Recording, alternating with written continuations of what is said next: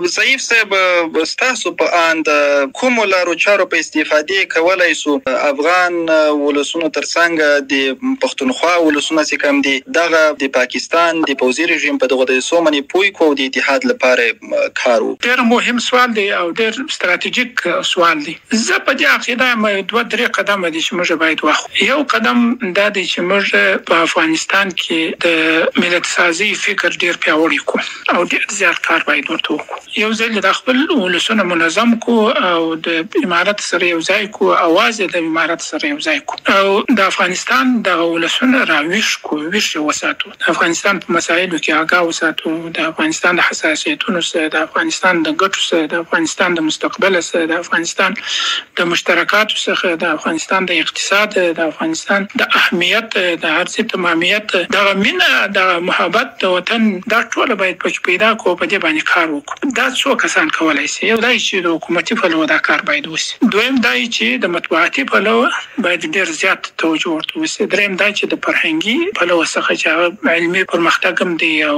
تعلیم او تربیه هم ده، یا یوازې تربیه هم ده، د تربیتي پروګرامونو هم دي، معلوماتي پروګرامونو هم دي، په دې باندې زیات کار ورته وشي. دا یو موضوع ده چې باید کار ورته وکړو. دویم دا چې د غونډو د لارې موږ باید په افغانستان کې دا د اطلاعات فرهنګ کار دی، خو بیا دوی باید ډیر ورته متوجه شي چې حد اقل په ولایاتو کې موږ په میاشت کې یو غونډه باید ولرو، د خلکو د مشکلات هم واورو او خلکو ته تازه معلومات هم ورسو، اول لاس معلومات هم ورسو، د خلکو جاج هم باید واخو. په دې جلسو کې د علماو خطابتونه به وشي، د قومي مشرانو او هغه خلک چې تجربه لري متنفذین وي د هغوی نظرونه واورېدل شي او خلکو ته د هغوی خبرې ورسېږي.